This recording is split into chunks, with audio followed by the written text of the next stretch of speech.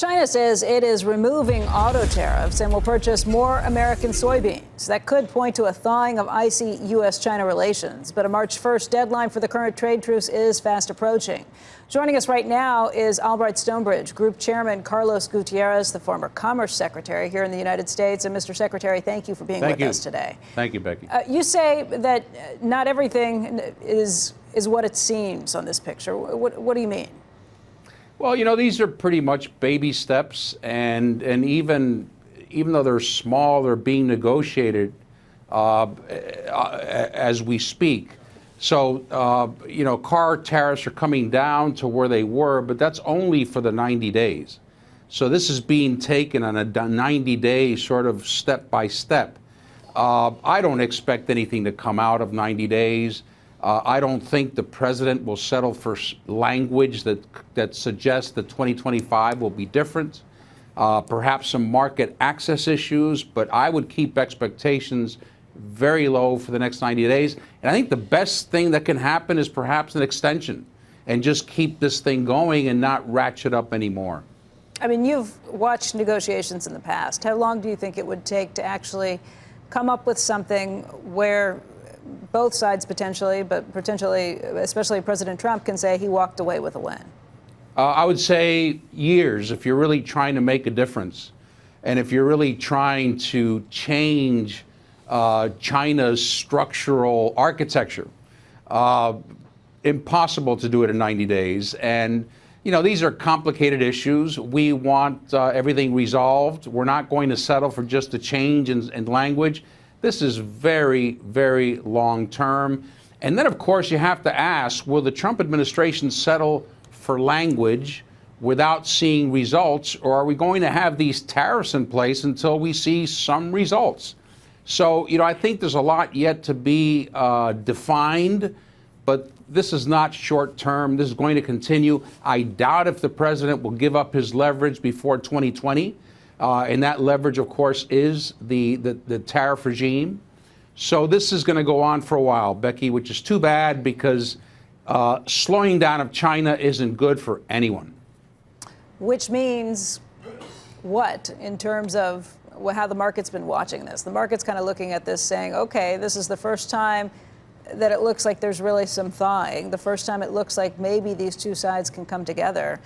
But it's not 90 days anymore. I think it's 73 days till the deadline. You think the market has this wrong? I think the market is a little bit too anxious.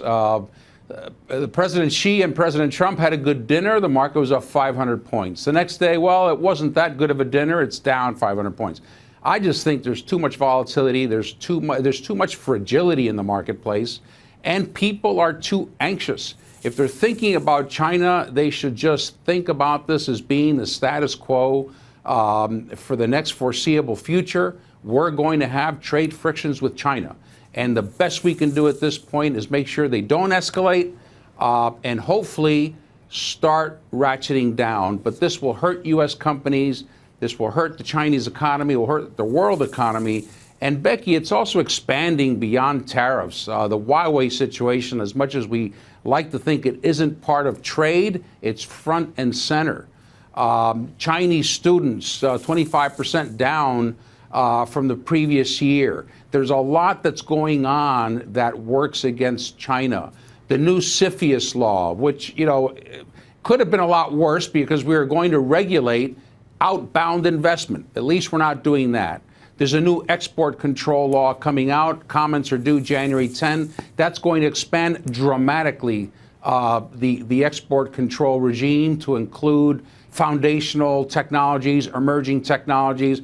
So things are moving in the wrong direction if we want to see a deal and if we want to go back to some kind of harmonious relationship. So you're sure we don't want to slow China down ever, Mr. Secretary? I mean, we know that they're going to eventually probably eclipse the U.S. economy in terms of world leadership, and I don't know. That seems like a weird blanket statement to make. Does it mean that we have to grow faster, or we should not try to stop their ascent to the most powerful nation in the world? Just let it happen and we stand idly by? Is that what you meant? Well, by that? no. I'll tell you what. I think we should follow our principles. Let's compete. Okay. Let's outcompete China. But Let's how do they compete right now? Well, that's it. We have to look. fairly? I agree, Joe. We have to clarify the ground rules, and we have to make sure that everyone's playing by the ground rules. But the only thing that's going to fix this, based on our principles, is to compete and out-innovate China. I mean, and to tell them your rise works against But us. if we made them play fair, more fair, and it ended up hurting their growth rate, that's just the way it is. Well, the thing is how we're doing it. We're doing it with tariffs, and tariffs hurts them and it hurts us. Right. I think this is going to happen gradually over the long term. We're talking about 5, 10, 15, 20 years from now. We're not sure exactly where they're going. I believe the Chinese have a plan, and I think they're taking it at their pace. Their concern is that they're not able to get to a developed market or a prosperous market stage, that they're being held back. But look, let's compete with China. Let's make sure they play by the rules. But this tariff regime is hurting us. We're not going to do it in the next 6 months. This is gradual. It's a slog. It's negotiations. It's talks. It's what we've been doing for 20 years. And I don't buy the fact that we haven't made any progress.